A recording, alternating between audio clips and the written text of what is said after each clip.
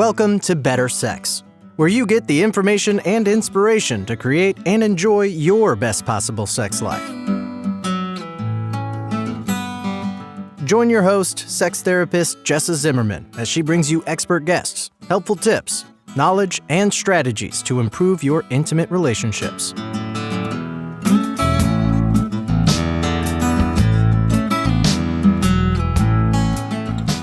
And now, your host, Krista St-Germain.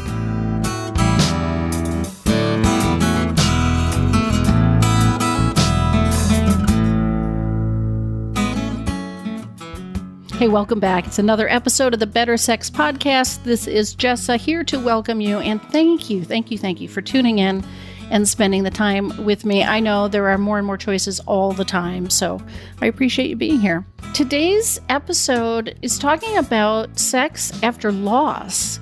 I mean, kind of specifically after the loss of your partner, after being widowed. My guest, Krista St-Germain, that's what she does, is work with widowed moms.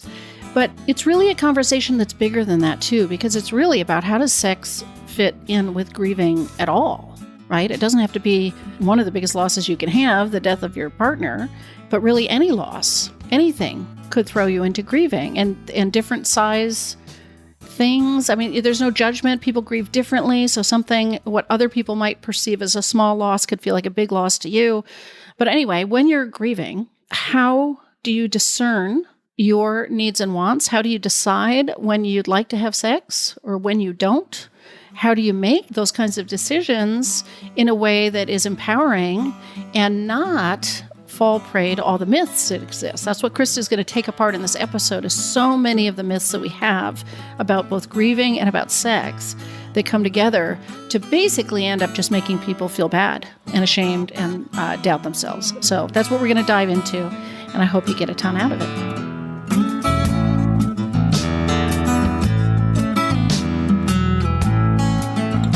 And before we start the show today, it is sponsored by Intimacy with Ease. It's a method to help otherwise happy couples achieve a sex life that is easy and fun for both of them, so that you can actually just enjoy your sex life with zero stress. For more information, if you want to watch a brief little training video that's available, all of that, go to intimacywithease.com. So, Krista, thank you so much for taking the time to be on the show. Absolutely. My pleasure to be here. Thank you for having me. I know our topic, or part of the topic, is going to be these 8 myths about sex and grief, and I don't know what they are. So I'm excited to hear them. So you're going to have to track 1 through 8 because I don't have a checklist here. But okay, where do you want to start with people in terms of what they need to understand about this? I think kind of the main thing that I run across that's problematic is just any idea that there is a right way or a wrong way, or any reference to stages or any sort of linear journey, right? As it relates to healing. I was just watching, kind of random aside already, but I was just watching a preview for a new show on Netflix. And one of the first things this actor therapist says to the client is, well, do you know what the 3rd stage of grief is, right? I just wanted to reach through the screen. Yeah. And punch him, because there's so, we just aren't really well informed when it comes to grief. And so then we layer in sex on top of that, and it just goes from bad to worse. Yeah. Right. Yeah. Because we think there are, stages or places we're supposed to be, or rights or wrongs, and just all of these foundational misunderstandings that then when we add in the sex bit. Yeah. Where we're also misinformed, right? In all these expectations, exactly. Our expectations get us into trouble. So what you're saying is it's an outdated model to think there are stages and we go from one to the other and never see that one again. Right. Like this is not how it works. Yeah. And it's outdated to think that there's some sort of timeline that we have to adhere to. And so, that can cause trouble. There's this cultural myth that we have about the first year, right? And what we should or shouldn't do in the first year, as though something magical happens. Yeah. After the first year is over. Right. So you turn the calendar and all of a sudden, the angels sing or something. Yeah. They don't sing. Right. I was waiting for them to sing and they didn't. Yeah. Yeah. Yeah. So those are kinds of the basic things, right? Is that it's going to be a unique experience to everyone. And when I'm defining grief, of course, with, the people that I work with, I'm typically talking about, our response to the loss of a spouse, because that's the world that I live in. But grief is so much more than that, right? It's our response to any perceived loss. And so perceived loss is subjective. Yes. Our response is subjective. So we really just want to kind of broaden up when we say grief, what we even mean. Yeah, it's interesting because one of the things I talk about with people a lot is really any change involves loss. Now, it may not hit you as a big loss. It may not even be something you need to grieve, but really any change in something is a loss of something else. And then I know that, sometimes people feel bad for having so much struggle over a, air quotes here, smaller loss, as if there's some sort of scale upon which they're all rated, Right. And only certain losses qualify. Yeah. Or only certain ones should really trip you up for a while or take up a lot of energy for a while, or why are you still worried about that?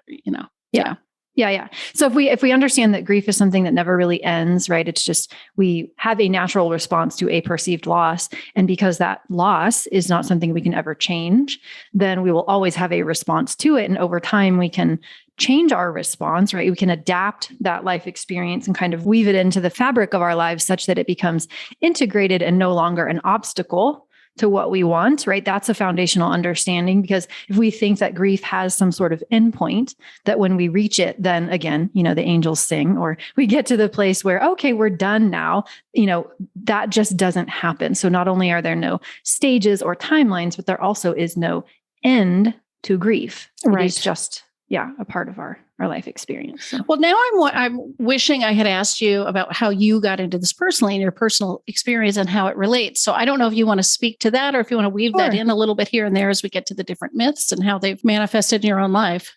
Yeah, just give you the Reader's Digest version. So a little over 5 years ago, I was coming back from a trip, and my husband and I had been on that trip together. We'd driven separately. And on the way back from that trip, I had a flat tire, and I pulled over to the side of the highway, and he pulled over behind me to change that flat tire. And as he was trying to get in the trunk of my car to get access to the spare tire, another driver, without braking, nothing, just crashed into the back of his car. And, in less than 24 hours, he was gone. So I went from loving my life. Literally, he was my second husband, kind of the fairy tale romance, man of my dreams. All things were possible at that point in my life. I was 40, to just blanket being ripped out from under me, or rug being ripped out from under me, and thrust into my own grief experience. Yeah. Right. And so this was not work prior to that point in my time on the planet that I had imagined myself doing. But after doing a lot of work on my own healing, it was the work that I felt called to do. And so now that's what I do, is help other widows figure out how to love their lives again. And part of that is sex. Yeah. Okay. So let's talk specifically about the overlap or the intersection of grief and sex. Yeah. So, again, different things for different people, but some consistent myths that typically weave throughout, especially if it's spousal loss, right? So one that we hear quite often is, as though we don't know what we want. Well, what you want really isn't sex. What you want really is just a physical connection. And this literally, my clients get this advice from well-meaning people all the time. So, dear, what you really need to do is go get a massage or a facial.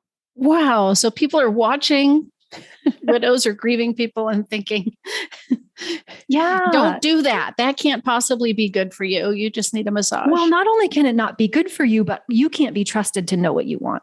Wow. Right? You can't be trusted to know what you want, because really you don't want sex. You just want physical touch. You just want the connection of another human. And so you can meet that need without any sort of sex. What do you think that's rooted in? I mean, it makes me think of people that don't understand the importance and value of sex in the first place, but Mm-hmm. Yeah. I mean, you're speaking to somebody who lives in the Midwest. And so just watching, how religious dogma has kind of influenced that, right? That there are a lot of beliefs that pop up in people's own lives, which aren't right, wrong, or good or bad, but they're just an individual's beliefs that, sex should be in the confines of marriage only, or, with someone that is considered your life partner, or holy, or, we just have a lot of rules around sex. And so if we think that another person is about, and we love them, but we think that another person is about to go against what is really best for them, and we believe we know that our rules around sex are best for them, then of course we're going to try to steer them in the direction that we think is best, because that's what we've decided is best for us. Right. And they must be thinking in the course of this loss, somehow you're not thinking clearly. You're not thinking clearly. You're going to thank me later. You're just doing this in some sort of trauma state or something. Right. Yeah. Well, and so what would, counter that, if you would, with the truth then, which is? Well, the truth is that you can be trusted to know what you want, right? And what you want isn't wrong. Mm-hmm. And so it's an individual choice that you get to make, right? I'm all for, if you decide, and this is kind of what I did, I decided pretty early on that, I couldn't even imagine having sex for quite a while after my husband died. It just was so not among my list of priorities or desires. But even at a point, I just decided that's not something I want to worry about. It's not something, it felt like effort to me. Right? It just was not something I wanted to deal with. And so if you want to decide that, okay, this is the way that I want to approach sex, and it feels empowering to you to say, I'm not even going to give this any consideration for a particular amount of time, and I'm going to decide what that amount of time is, because I just don't want to give any of my brain or emotional energy to that topic, and that feels empowering to you, right? Then I am all in for that. Yeah. But I don't think we do ourselves any service when we start believing this narrative that we can't trust ourselves to know what it is that we actually want. Yeah. This does raise a question in my mind about, do you, in work with clients around this, do you have any caveats for people? Is there any case, or is there anything you see where people are maybe leaping into sex where they're not really tuned into what they want, like where they really are trying to do something else? And, how would you describe that and help people discern, is this an empowering choice, a really grounded choice, or are they maybe doing something else? Often what I see is, we try to fill a hole, an emotional void with sex. And we're not in a place where we realize that we are actually in charge of our own emotional experience, and we're in charge of our own, joy and our own connection, and whatever it is that we're seeking doesn't actually exist in that other person or in that other experience. But when we don't know that, and a lot of us don't, and we didn't even know it in the relationship that we were having, right? We thought that our happiness came from that other person, right? Then of course, when the person gets taken away, but the belief hasn't shifted, or we don't even know it's an optional belief, then we start going, to dating to find happiness, or to sex to find happiness. So that's what I try to do, is just to help people spot, am I looking to fill a void? Is it like Shel Silverstein's The Missing Piece, where, I think there's something innately missing within me, or there's some sort of emotional experience that I'm incapable of having on my own. And if that's the case, then that's when we want to do the internal work. That's when we want to get ourselves in the place where, if sex is something we want, it's because we want it, not because we're incomplete without it. Yeah. That makes sense. Okay.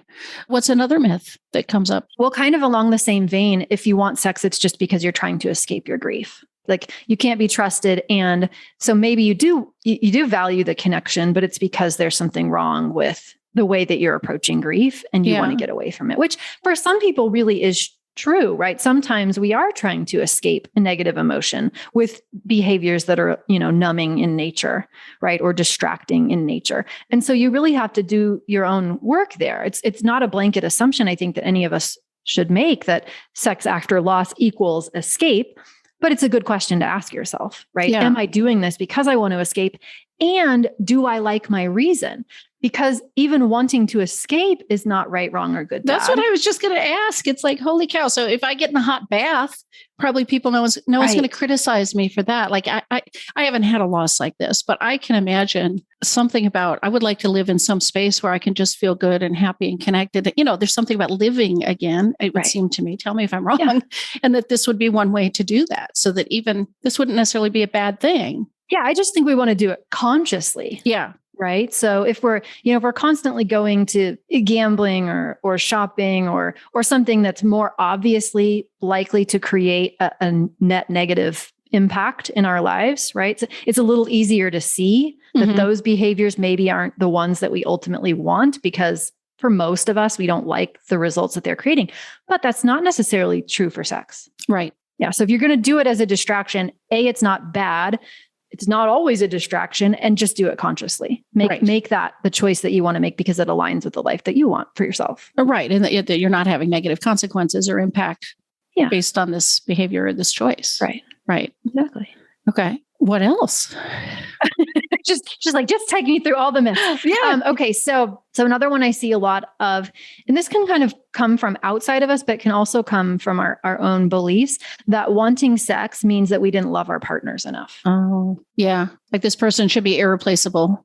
Yeah. And if we really love them, then we wouldn't even want sex anymore. Oh, wow. Yeah. Which of course I don't think anybody agrees with that really, right? Like it's a human thing to want sex. It's not a commentary on the quality of your relationship, or it has nothing to do with your partner, but it is a common myth and a common thing that I think when we're having our own little doubt about that. And so when we're telling ourselves, ooh, if I do this, then that means I didn't love them enough. Then naturally that's what we project onto other people or see in them, whether or not that's actually what they're thinking. It's what we assume that they're thinking, right? Because really it's what we're thinking. Mm-hmm.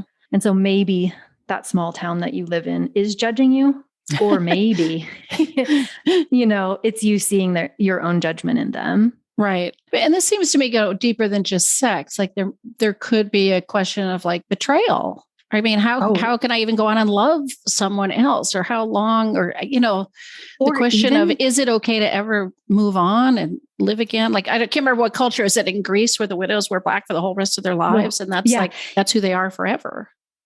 So we were just talking about that in my master's group, because one of the things that I'm very passionate about is teaching people, not because they have to, but because if they want to, that they can, which is you really can love your life again, right? You can take any loss and decide how you want to respond to it and live a life that's even more aligned with the values that you have and the vision that you have for yourself. And so sometimes even that, having nothing to do with sex, right, brings up this fear of disloyalty or abandonment, which is that if I decide to believe that my life can be better in the future than it was in the past, then what does that mean about my person? Yeah. Right. Does that mean I'm being disloyal or I'm abandoning them? And oftentimes we make that connection when, of course, it doesn't have to mean anything of the sort. Yeah. And I'm also reminded of, I can't call it a story to mind, but this idea that sometimes people don't want to move on from grieving because it's like a final letting go of some sort. Like living in the suspended state of grieving at least keeps the person near or in your mind, or or that there's something about moving on and loving again or sex again or something that might be a closing a door, right? Yeah.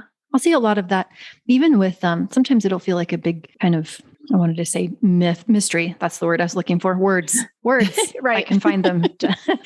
So it can seem like a big mystery when even the things that seem little that we can't kind of bring ourselves to do, and we wonder why. So I'll see people, really just struggle with like the headstone, or struggle with kind of like some sort of finalizing sort of paperwork, or something that just really, it's not that big in and of itself, but what it represents is the closing of the chapter. Mm-hmm.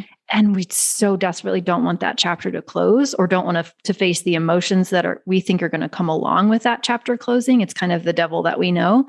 Yeah. And so we just keep dragging it out and postponing those things that would, maybe close it in our mind. And sometimes a new relationship is one of those things, right? Some people, it's the wedding ring. Yeah. I could imagine that by the time I'm going to go date again or have sex again or have another relationship, that would be closing a chapter, that could be, that could be difficult.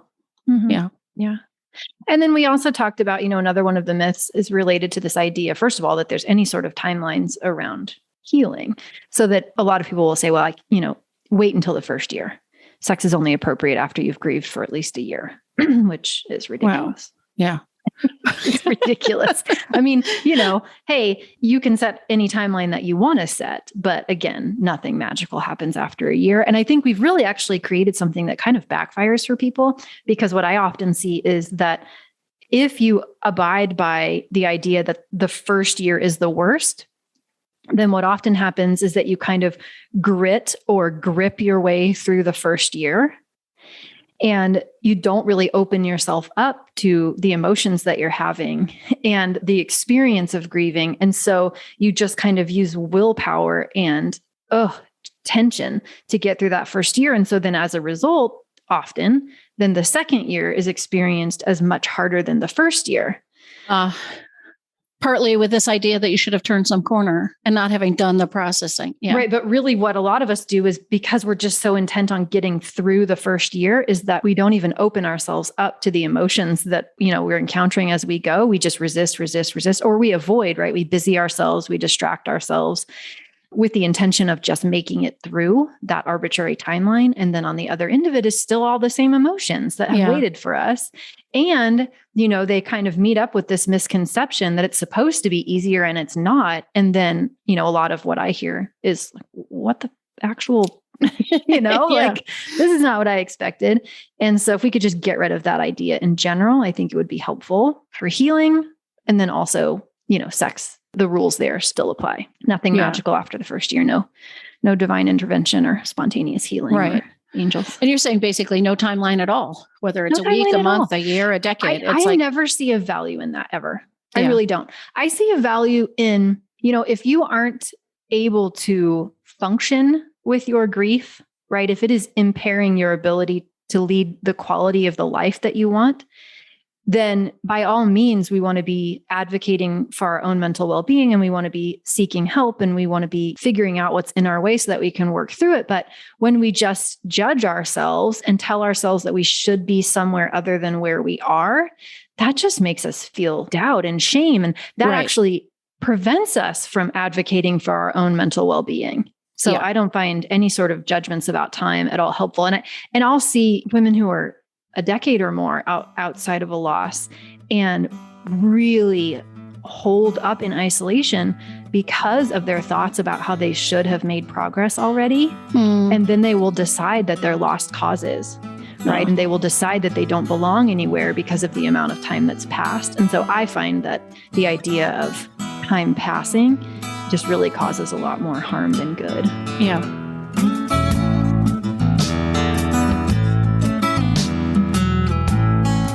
Okay, we're going to just take a short little break here, and I want to let you know about Intimacy with Ease, the method that helps otherwise happy couples create a sex life that is fun, easy, light for both people. So if you are an otherwise happy couple, if sex is the elephant in the room or sex is the little bit of the challenge for you guys, you may want to check this out. You can go to intimacywithease.com and you'll see information there. You'll see short videos. You'll have access to a full webinar about it, all kinds of information to let you know if this would be the right thing for you. Are there other myths you want to make a point to touch on? So here's another myth that we have, that not wanting sex means that there's something wrong with you. Well, right? that's what I talk about all the time, so in any situation, but yes. Yeah, we shouldn't want it. And if we do, we're bad, or we should want it. And if we don't, we're bad. And is that time related too? If somehow by X amount of years have gone by and you're not back in the game, somehow something's wrong with you? Or is that something? I think it varies greatly from person to person. Yeah. Yeah. I just noticed that we just kind of create these scenarios where we can't win. Yeah. Right. Right. And so instead of just allowing ourselves to want what we want and not making that wanting or the lack of wanting mean anything. Yeah. We judge. We either want too much or we don't want enough. Right. And neither one of those things is useful. I didn't want sex for a long time after Hugo died. Yeah. And fortunately, I just didn't make it mean that there was something wrong with me. Yeah. But you could have. But a lot of people do. Right. Totally could have. Yeah. Right. Right. And a lot of people do. And yeah, I am imagining now, maybe it's just scenes I've seen on movies or something, friends starting to say, hey, get out there. Let me just set you up with a friend. As if enough time has gone by, you should be dating again, or what's wrong with you that you're not back in this world? It's time to move on. Yeah. And it's so hard to know, right? Because it's such a different experience for each individual. But yeah, more often than not, I think we tend to have people in our lives who want us to get back out there before we tend to be ready. Not always. Sometimes it's the opposite. Right. But then, lots of judgment and shame can accompany that too, where maybe we are, ready faster than other people in our lives think we should be. And they start judging us and we start judging us. And, but neither one of those is helpful. So if we could just lighten up a little bit, right? And let ourselves want what we want and not make it a big deal. If we don't want sex, it's fine. It doesn't mean anything too. I think that's to take it a step further, right? That if I don't want it, that I'm damaged goods, or I'm never going to want it again, or, my one shot is gone, or, I'll never really be happy again. We just take that, the state of our internal desire or lack thereof, and make it mean this whole narrative that it just doesn't have to mean. Right. As if we're not dealing with enough already, besides all that sort of societally inflicted guilt and shame and doubt. Yeah, exactly. Yeah. Exactly. Yeah. And then we kind of touched on it before, but just this idea that, you should wait until you're not grieving to have sex. Which, if you buy into the idea that grief has an end, that's right. There is that implied in there, right? Like eventually you're going to be done, right? And then you're free to have sex. Yeah. Yeah. Predicated on the idea that grief ends. And so if it's not golf, right? There's no 18 holes and then we're done, right? It's you're going to have, the loss is always going to be there. So you're always going to have thoughts and feelings about the loss, which means the goal isn't to get over grief, right? The goal is just to adapt to it and bring it with you in your life. Then we can also just get rid of that rule, because that means no sex ever again. Yeah. If you have to wait until grief is done. Right. Is there any particular advice or discussion you have with people about how to navigate sex while you're grieving? I mean, it's you're always grieving, right? You bring it with you, but in the throes of this, like what conversations to have with partners or how to regulate some of this. I'm just wondering if that comes up as a topic or something you deal with. Yeah. So there's the myths, and then there's also the worries and fears, right? So sometimes I try to address the myths first to kind of get people in the right mindset there, in terms of, none of what you think really does apply, and you get to make your own choices, and you don't have to believe any of that garbage, right? And then how do you figure out what you want, right? And what is it that you want? And do you like your reasons for what you want, right? So if you think you want to have sex again, but then you realize that your reason is because you just feel a severe hole and you're trying to fill it, and you don't like that reason, then we can work on that. Yeah. Right. Yeah. But then naturally, if you do decide that you want it, of course, you're human. So you're going to have, worries and fears come up. And so then we want to talk about those, right? So they're not going to, maybe you were with this person for the better part of your life, you're naturally going to be worried. You're not going to like it as much. What if you cry? What if they don't like you you think they're going to? What if you can never get comfortable? What if you compare them to your late partner, right? What if you start and you want to stop? STDs, is that a discussion I have to have now? Like, I've never had that discussion because we were together since I was 17, those kinds of things. And then we start working on, okay, what are your thoughts about your body? Is it okay for you to want to start and then want to stop? And how do you deal with those things if that happens? And is it okay for you to change your mind? So what if you cry? Can you love yourself even if you don't respond in the way that you wanted to? There's never an end. Did we hit all the myths before I go to another, maybe worry and fear? When I say 8 myths, I'm just saying those are the ones I see the most. I'm sure there are way more than that. Right. So in order for you to have sex again, you have to find the one, right? For some people, it's more of a rule than a myth, but they have that rule. And so they perceive their other partner to be the one. And so then they put a lot of rules and regulations around the next partner having to be the one, which you can imagine is. Yeah. And I imagine if you come out of a long-term relationship and that's what you've had is what you thought was going to be a committed life partner and they die. Yeah. It could be a transition to, wait, maybe I just want to date around or have sex with a lot of different people or, sort of have a different kind of experience and settle down into one monogamous long-term relationship. Yeah. Yeah. And that could be. Not a myth, but since you brought it up, it's one of the things that I find does come up a lot is this idea or this label of being a widow. Yeah, I had not heard that until you wrote, we were talking about doing this podcast. But yeah, if you're ever in a group of widows or you're in a, Facebook group where there's a lot of widows or widowers hanging out, a lot of them will talk about going through their widow stage. And they even self-label that, not like this they is self-label. Wow. Yeah. My thoughts about that label, I'm not a fan of it. Yeah. I think we can have multiple sexual partners without calling ourselves hoes. Right. But also I understand that when some people use it, they find it very empowering and very liberating. Right. Because they've chosen that themselves. It's not derogatory. It's just like, this is playful or something. Yeah. Yeah. So, so do whatever works for you. But for sure, if you were, it's not always just because, but often when I see it, it's someone who was in a long-term relationship and maybe it was the only long-term relationship they've ever had, or they never really did date around or, have sex with as many partners as they want to. And so they do see this as an opportunity. Mm-hmm. Right. And I think you can do that in a way that is empowering without calling yourself names. But hey, if you feel okay with that name, it feels empowering to you. All right. Yeah. Like you keep saying, check in with your own gut. How do you feel about this? What do you want in terms of language and behavior? Right. Exactly. Yeah. Exactly. And then the other myth that I see a lot is that you're not ready until you don't have strong emotions about it. Right. You'll know you're ready because you won't have strong emotions. Wow. Yeah. That's sort of heartbreaking. It's really unrealistic. Yeah. It kind of presupposes you're a robot or something. I don't know. Yeah. Right. Like when are you not going to have strong emotions? I mean, I guess what's strong, but and what is it about having strong emotions that we equate to bad? Yeah. Danger or why would the goal or ever be, to not have strong emotions? Yeah. I say that and I'm like still trying to figure it out myself. I know.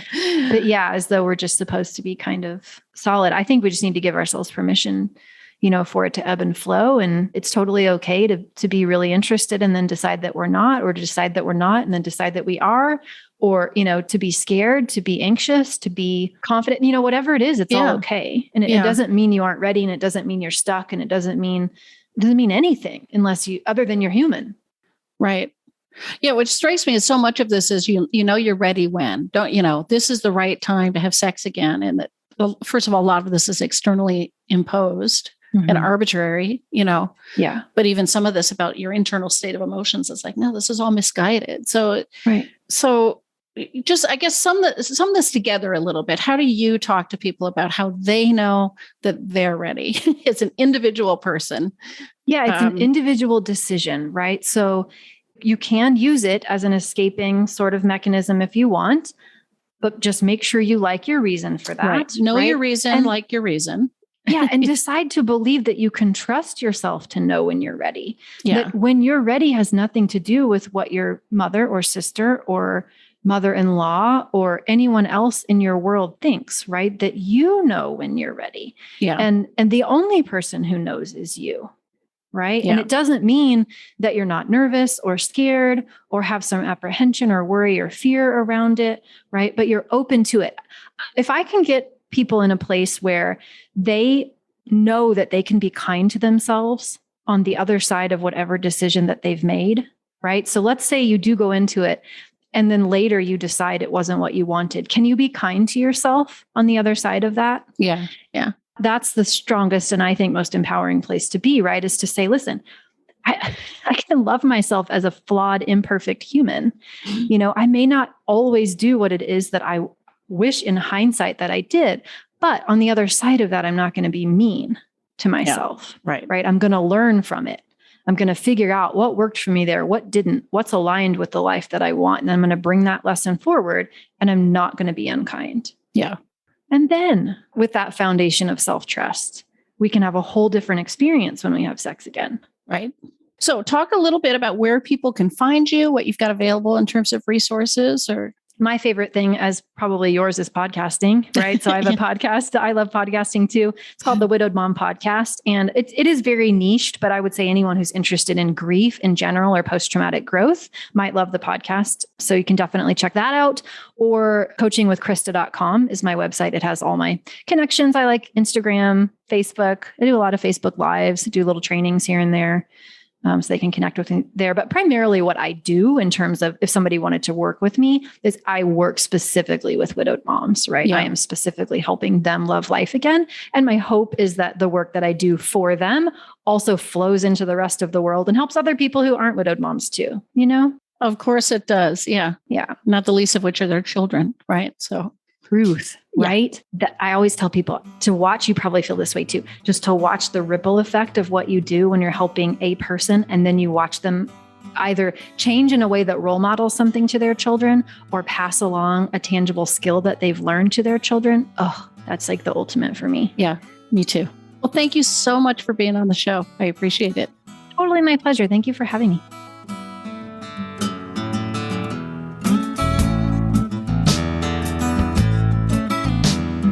You've been listening to Better Sex. Please visit our website, bettersexpodcast.com, for show notes and additional episodes.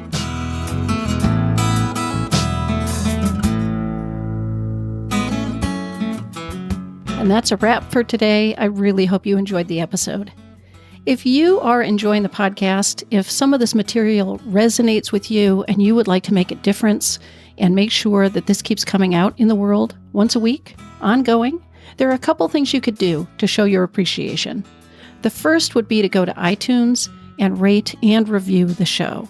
That really helps us be found by new listeners when you review the show on iTunes. You can find a link at bettersexpodcast.com/iTunes. The other thing I want to invite you to consider is becoming a Patreon. For a small monthly pledge, you get some benefits.